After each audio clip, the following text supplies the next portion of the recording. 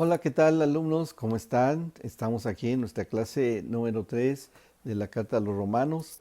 Estuvimos considerando todo lo que tiene que ver con lo que es estar vivos ahora, ya no bajo el régimen de la esclavitud de la ley, de las pasiones de la carne, sino como ahora somos nosotros hechos libres por medio de la vida en Cristo, la resurrección en Cristo, que ya no estamos sujetos al régimen viejo de la letra, sino que ahora estamos sujetos al régimen de la vida en Cristo Jesús, y ahora sí tenemos una plena justificación. Ya no es por obras, ya no es por esfuerzos propios, sino que ahora nosotros estamos ya en esta eh, capacidad de disfrutar de una nueva libertad. Así es que en esta clase, tercer clase de la Carta a los Romanos, vamos a ver el tema del fracaso del esfuerzo propio.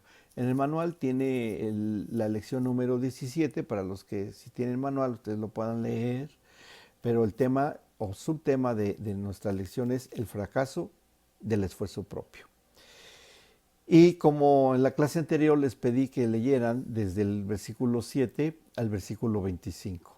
¿Sí? En esta porción de la escritura el apóstol Pablo se hace una pregunta, un dilema que yo creo que todos nos las hemos hecho en alguna ocasión. La carne sigue bajo corrupción. ¿Por qué? Porque está sujeta al envejecimiento, al deterioro, a la muerte, y la carne bajo corrupción, bueno, está dentro de las esferas y control de las tinieblas, ¿sí? O sea, tiene cierta autoridad legal. Pero, no nos sorprendamos, no nos asustemos de que entonces, Miguel, no, porque no necesariamente tiene la autoridad de las tinieblas sobre nuestro cuerpo, a menos que excedamos nosotros. Pero sí, la ley de la corrupción, de esa sí, no podemos escapar. ¿Bien? ¿Por qué? Porque todos nuestros sentidos siguen vivos, toda nuestra cuestión sensorial que llega a nuestra mente y que llega a nuestro espíritu sigue estando ahí. Así es que esto hace que nuestra propia realidad de carne siga estando viva y que podamos y seamos de alguna manera llevados a cometer pecado. Bien, bueno, vamos a considerar el problema del pecado que habita en nosotros. La ley fue dada para tratar con los actos del pecado cometido. Pero, ¿qué puede hacer el hombre con los deseos que vienen de la carne? ¿Qué puede uno hacer acerca del principio del pecado que habita en nuestra carne y que se resiste a obedecer la ley de Dios? Antes, porque miren, acordemos, ¿no? Antes de que la obra de santificación se realice en nuestra vida de todo el día, de diario, el principio de pecado en la carne tiene que ser resuelto con efectividad. Es decir, tenía que haber una manera o forma efectiva de poder resolver esta situación. Tenía que ser definitiva de una sola vez y que nos preservara y nos mantuviese en un estado de justificación y poder vivir una situación de santidad. Bueno, el propósito de esta lección va a ser el demostrar por la Escritura que la ley de pecado no es vencida por la voluntad ni por el esfuerzo propio. Esta ley de pecado que habita en la carne también se le llama o se le reconoce con un término que es el viejo hombre, ¿no? Entre comillas. Ahí en el versículo 6 se habla acerca del viejo hombre. Uno debe saber que se encuentra, esta carne, bajo poder en el cuerpo de nosotros mismos. O sea, la vieja naturaleza se encuentra y se manifiesta en nuestro propio cuerpo. Esa vieja naturaleza está enseñoreándose. El cuerpo que sabemos que nació de Adán, como fue creado por el Señor, nos lleva a la naturaleza de Adán. La única manera de estar libre de su dominio es sepultar al viejo hombre con Cristo. No hay otra manera de hacerlo. Así que el pecado en el cuerpo ya deja de operar. O sea, en Cristo eso se acaba, eso se termina.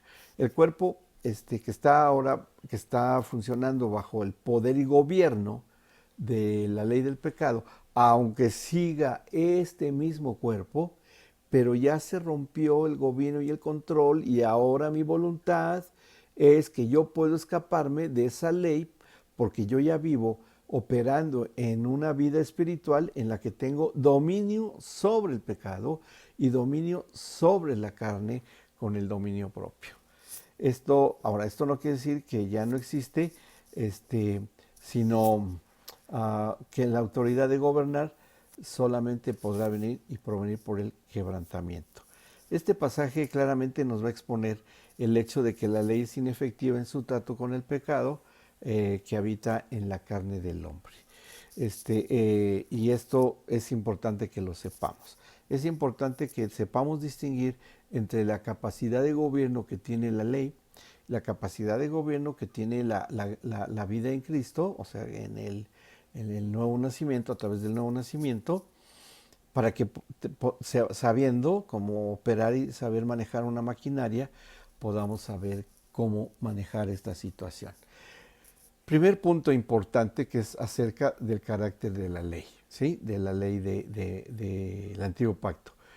¿La ley es pecado? No, la ley no es pecado en sí, la ley no es pecado. Es como los reglamentos de tránsito, no porque existan, en sí el reglamento es una infracción. No, los reglamentos dicen qué es infracción, la ley dice qué es pecado. El defecto no está en la ley, sino en el que desobedece, en la criatura pecaminosa que vive bajo ella. La ley es como su dador, es santa, justa y buena, porque eso es lo que dice muy bien en el versículo 12. Uno viene a conocer el pecado por la ley. Cuando dice, por ejemplo, no codiciarás. ¿Y a qué nos lleva? Ah, no codiciar. ¿Y qué es codiciar? A ver, voy a ver. Y la carne que estaba gobernando mi espíritu en el hombre con naturaleza adámica, pues va a empezar a desarrollar la codicia, la va a empezar a experimentar y le va a agradar, ¿sí? Entonces ahí ya entra bajo el dominio de la carne. Este verbo se puede usar en un buen sentido, pero en el contexto de este versículo indica un deseo que rechaza toda restricción y un deseo que rechaza al haber esta restricción y se convierte en concupiscencia, es decir, en el amor por los deseos desordenados, que eso significa concupiscencia. Es decir, que la carne, si no está bajo el dominio de la ley de vida en Cristo, cuando va probando el pecado, la carne por la corrupción, le gusta y lo practica y lleva a otros a practicarlo. Se complace en ver que otros lo practiquen. Esta es la verdad y la realidad del hombre natural. El pecado viene mediante los deseos de la carne, esto lo sabemos muy bien. El rehusar negarse a sí mismo es permitir que la concupiscencia tome posesión y que la base del mal es el negarse a ser limitados en los deseos de uno. Eso es precisamente lo que nos lleva a llevar una vida de pecado, porque al no tener la capacidad por la carne de poner un límite, sigo y avanzo y me voy perfeccionando en el cometer pecado, que estoy bajo su ley, y cada vez me envilezco más. La iniquidad va surgiendo más en mí, me voy hundiendo más y más, y eso es común en todos los delitos de la carne, el pecado sexual, el robo, la mentira, lo que se les ocurra. Si va uno perfeccionándose, hundiéndose más en las tinieblas, hasta que llega un momento que llega al fondo, ¿no? Entonces es grave esta situación. Y, por ejemplo, tomando el ejemplo de la codicia, que vino la ley a tratar este asunto como ejemplo, que lo menciona ahí Pablo, el resultado fue que el mandamiento produjo en mí toda codicia, porque sin la ley pecado está muerto. O sea, si la ley nunca hubiera dicho que existía la codicia, yo seguiría siendo codicioso y no estaría en pecado. Pero delante de Dios sí es pecado. Entonces se tenía que resolver. ¿Cómo lo resolvió el Señor? Envió la ley para que se supiera que el ser codicioso es pecado. Entonces, pero claro que la carne cuando lo conoce y lo sabe, pues entonces yo quiero saber qué es la codicia y la voy a practicar. Y como le gusta la carne, y otra vez, y más, y más, y más. Así es que el pecado permanece inactivo hasta que es activado por un mandamiento o mandato que trae restricción, porque ese es el hombre natural, entonces recoge fuerza para dar cumplimiento a sus propios malos deseos. Por consecuencia, la ley va a traer muerte, como leemos en el versículo 9 al 13. Dice, y yo sin la ley vivía en un tiempo, pero venido el mandamiento, el pecado revivió y yo morí. Y hallé que el mismo mandamiento que era para vida, teóricamente, a mí me resultó para muerte.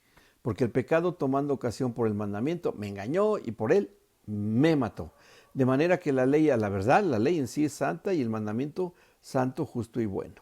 Luego, lo que es vino a ser muerte para mí, en ninguna manera, sino que el pecado, para mostrarse pecado, produjo en mí la muerte por medio de lo que es bueno, a fin de que por el mandamiento el pecado llegase a ser sobremanera pecaminoso. Es decir, ya me dijo que es pecado, sí, lo cometo, pecado, sobre pecado, o sea, porque yo ya lo sabía, doble infracción.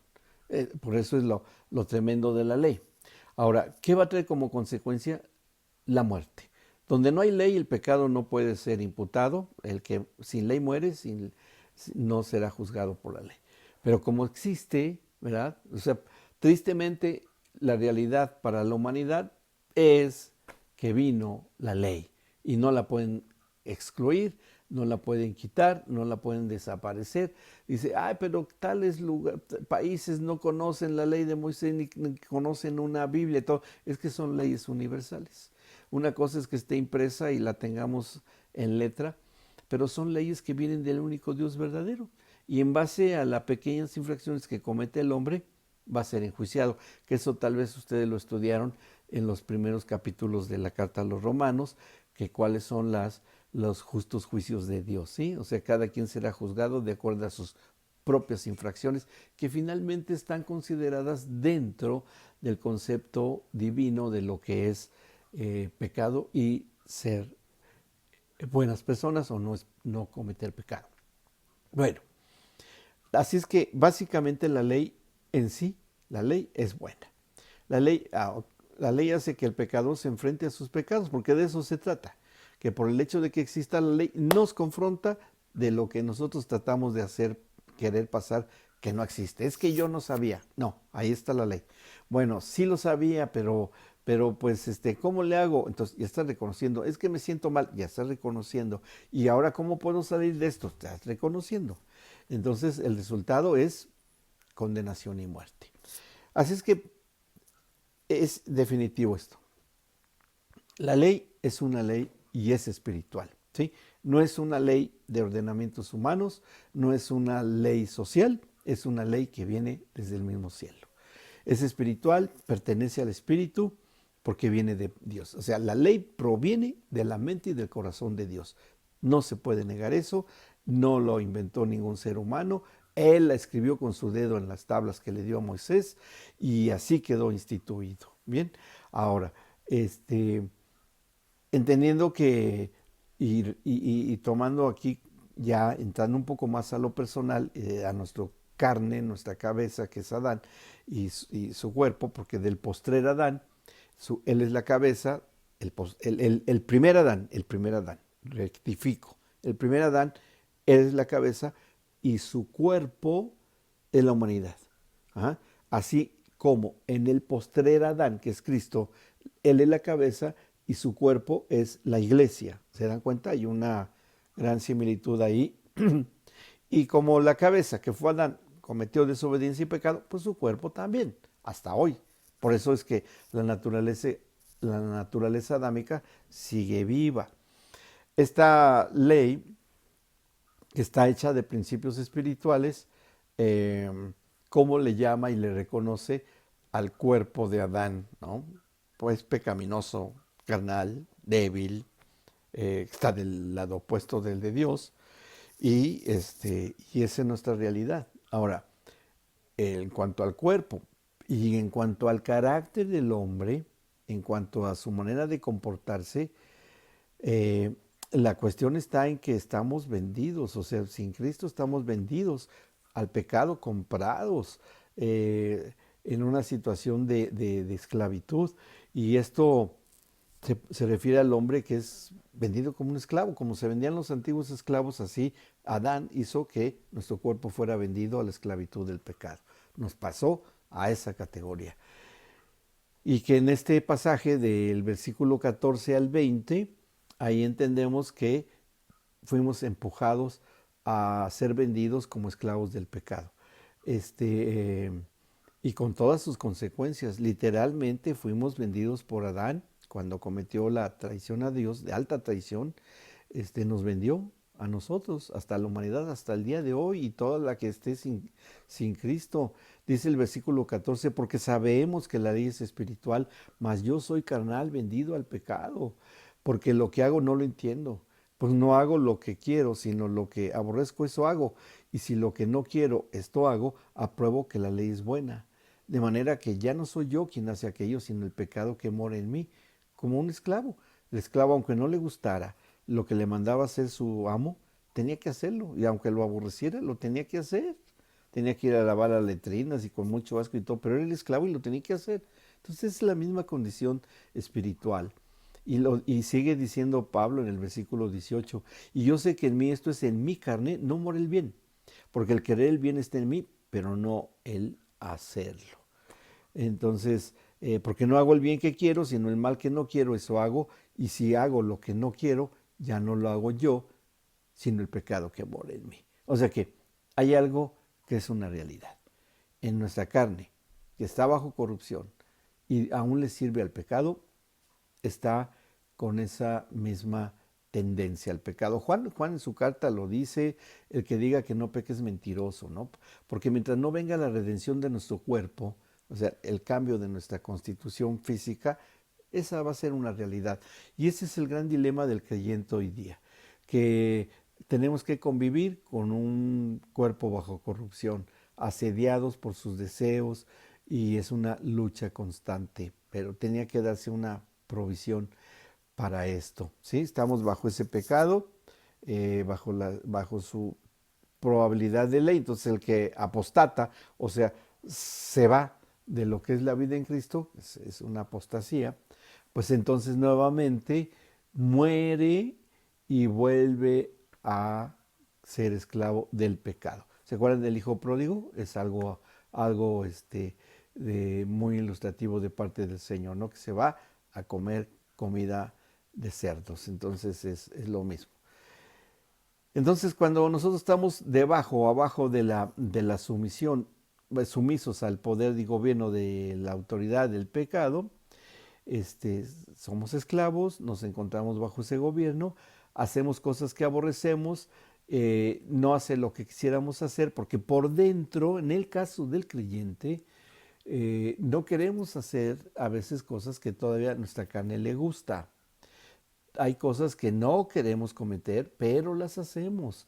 Y viene la conciencia y trabaja con nosotros y bueno, en el creyente tenemos esa concesión, pero en el que no ha nacido de nuevo no le importa y le gusta y sigue viviendo bajo pecado, pero en el creyente no es así, ¿no? Entonces, y a veces nos rebasa la voluntad, nosotros no queremos hacerlo, pero nos rebasa y el apetito de la carne nos hace caer. Así es que como dice Pablo, de manera que ya no soy yo en mi yo interior, yo no soy el que lo hace, sino el pecado que mora en mí. Eh, el pecado está viviendo cómodamente en su casita que se llama carne. Y esto lo repite una y otra vez Pablo, ahí en el versículo 20, así lo dice. Y si hago lo que no quiero, ya no lo hago yo, sino el pecado que mora en mí. Así es que yo estoy cautivo por la ley de pecado en mis miembros, en todo mi soma, mi cuerpo, está sujeto a que pueda cometer algún pecado. Estoy prisionero, como atado, o sea, mi carne por la corrupción, sigue viviendo en una atadura. Y bueno, no es fácil vivir así, pero bueno, va a haber buenas noticias, no se preocupen, porque hay buenas noticias, no, la situación no es tan trágica como aparenta, aunque sí es delicada. Eh, la cuestión aquí que está enseñándonos Pablo es que hay que reconocerlo. Y ese es un primer paso importante. Yo reconozco que la ley de la corrupción y de la muerte mora en mi carne, en mi cuerpo. Y estoy consciente de que me puedo hacer esclavo nuevamente si la obedezco. ¿Qué tengo que hacer? Tomar dominio sobre mi cuerpo, sobre mi carne. Tengo que tener autoridad y lograr ese gobierno, saber que el mal radica allí, y que en cualquier momento cuando se me presente una tentación puedo caer. Y que están operando esas leyes de resistencia a la ley de Dios. Y que no es suficiente mi fuerza de voluntad, no alcanza a poder superar a veces las tentaciones. Voy a necesitar de algo o de alguien para poder superar esa fuerza del pecado, porque en ocasiones es como el exadicto, ¿no? Que vuelve a estar frente a lo que le provocó la adicción y está ahí lo viendo y lo piensa y lo saborea y se acuerda y todo y lo prueba y cae nuevamente. Y así es igual en cuanto a volver a caer en el pecado. La voluntad humana no es suficiente, es insuficiente para que nosotros podamos ser liberados. Esto nos trae a nosotros cuando caemos o en un reconocimiento de miseria, ¿no? De ser seres miserables. Así se los digo, no se ofendan, porque así lo dice Pablo, no lo digo yo, y lo dice en el versículo 24, dice, miserable de mí, en un grito desgarrador. Yo me imagino que si lo oyéramos estará hincado, llorando, gritando y diciendo, miserable de mí, ¿quién me librará de este cuerpo de muerte? Y esa es la gran pregunta que se hace Pablo. ¿Quién me va a librar de este cuerpo de muerte? Y bueno, ahí él está clamando por liberación. Y viene la respuesta. Gracias doy a Dios por Jesucristo, Señor nuestro. Así que yo mismo con la mente sirvo a la ley de Dios, mas no con la carne a la ley del pecado. Ahí hay una cosa importantísima, estratégica. Si bien sigo teniendo un cuerpo carnal, que obedece a la ley del pecado, pero en mi mente tengo la ley de Dios que me dice qué es pecado, pero necesito algo sobrenatural, algo mucho más elevado que mi propia fuerza de voluntad, para que pueda yo superar esta situación. ¿Dónde viene la respuesta más claramente dicha, de una manera más exacta? Esto lo vamos a encontrar en el capítulo 8 de la carta a los Romanos. Ahora, tal vez algunos se preguntan, oigan, ¿y por qué Pablo escribió con tanta exactitud? Él escribió, tuvo toda esta forma de vida antes de que se tuviera su encuentro con el Señor Jesucristo. Bueno, él lo habla porque entendía perfectamente la naturaleza del pecado, porque sí, él sí lo vivió, se arrepintió y pues bueno, y él como conocedor de la verdad del hombre sin Cristo, pues se le reveló qué ley es la que rompe este dominio, qué ley es el que, no el del esfuerzo propio y de la voluntad humana, a través de la carne, sino que debía de encontrar una respuesta a cómo hacerse libre de este dominio y de este control para poder ser él liberado de esto. Así es que, mis estimados alumnos, con esto vamos entendiendo muy bien por qué en ocasiones nosotros nos vemos sujetos a tentaciones, a recuerdos, a pensamientos, sobre todo cuando se reviven circunstancias parecidas a de donde el Señor nos sacó y viene otra vez el pensamiento, y muchos entran en condenación porque lo piensan, se acuerdan, y el diablo se especializa en eso. Él crea escenarios que nos hacen recordar de la vida pasada, él lo maneja perfectamente. Y cuando estamos en ese tipo de escenarios, viene una acusación, viene una condenación. Y cuando caemos en la trampa, pues pobre de nosotros, ¿verdad? Porque el que no conoce la palabra, el que no tiene la respuesta que veremos en el capítulo 8, pues sí, vuelve a caer, y tristemente muchos creyentes, sobre todo que después de un tiempo de haber conocido a Cristo, como lo dicen Hebreos, después de haber gustado la gloria, las glorias de la vida en Cristo, vuelven a caer y no queda más expectación que de hervor y condenación y fuego eterno. Entonces, por eso es tan importante que sepamos cuál es la provisión que solamente puede provenir de Dios para lograr convivir con una carne que le gusta el pecado, pero con un espíritu superior, nacido de nuevo, es mantener ese animal, ese perro, ese cancerbero, que se llama carne, bajo control y no dejar que nos coma, porque le quitamos las ataduras, ¿no? Entonces, ¿cómo lograremos nosotros esta disciplina y llegar a una verdadera libertad en Cristo? Bien, esto lo vamos a considerar muy bien en nuestra próxima clase. Les pido de favor que ahora van a leer, por favor, lo que está en el capítulo 8 del libro de los Romanos. Léanlo, por favor, con anticipación, medítenlo, por favor, pónganse a orar, pídanle al Espíritu Santo que les dé luz, entendimiento, para que haga menos complicado para ustedes esta revelación de Pablo, y sobre todo que ustedes lo apliquen a su propia circunstancia, a su vida personal, y que encontremos la auténtica y verdadera libertad y liberación en Cristo Jesús. Así es que ese es mi deseo, y espero que para la próxima que hayan leído podamos tener una muy buena explicación. Muchas gracias y nos estamos viendo la próxima sesión. Que Dios les bendiga, que Dios les guarde, que Dios les cuide. Gracias y nos vemos en la próxima clase.